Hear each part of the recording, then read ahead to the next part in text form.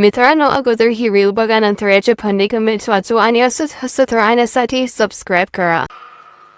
सख्खा भाऊ सुद्धा राखी बांधताना ताटात 100 रुपये टाकताना बायकोकडे 3 वेळा बघतो आणि बायकोनी मान हलवली तर 100ची नोट का ताटात पडते, नाही तर पुन्हा खिशात जाते. अरे कौन भौंक रहा है ये बदतमीज? खरं आहे का नाही? आणि आमचा देवा भाऊ राखी पौर्णिमेला 1500 रुपये नाही देत आहे. प्रत्येक हम मालूम है तेरे बाप को मत सिखा. प्रत्येक महिन्याला तुमचा भाऊ तुम्हाला 1500 रुपये देतोय. बाजूला बसलेला गडी घरातला असला, नवरा असला, कोणी असला, 100 रुपये बाजाराला गेला, 100 रुपये दिले ना, आइए देखते हैं मजा आएगा. 100 रुपयाचा हिशोब मागतो. आणि आता तोच गडी आता तुम्हाला विचारतो का नाही, तुझ्या अकाउंटला काय आहे का ग शिल्लक? मैं थूकता हूं तेरी सूरत पे. आमच्या देवाभाऊनं माझ्या बहिणीला दिलाय, कधी सन्मान नव्हता आमच्या बहिणीला. या बहिणीला माझी विनंती आहे, या देवाभाऊला मत द्यायला लागेल. तो चलिए शुरू करते हैं.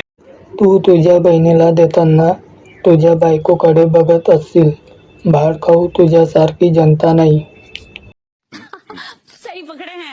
सक्का भाऊ त्याच्या मेहनतीचे देतो. देवाभाऊ जनतेचा पैसा अर्धा जनतेला देतो, अर्धा स्वतःला ठेवतो.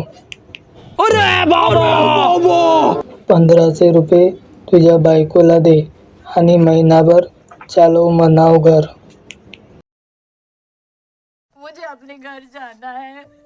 मुझे घर जाना है. स्वतःच्या खिशातून देतो का जनतेचा लुटलेला? नहीं.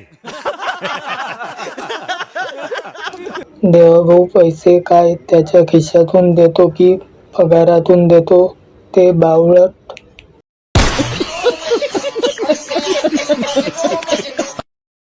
अरे मूर्खांनो, हा पैसा जनतेचा आहे, तुमच्या बाप्पाच्या घरचा नाही.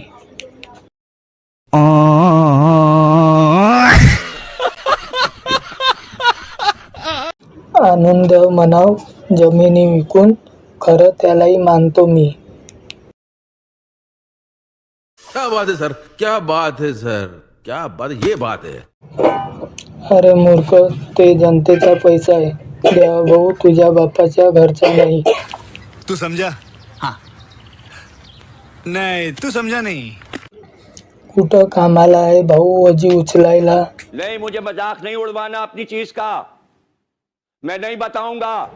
शायद देवाभाऊचा गो खायला बाकी आहे तुम्ही.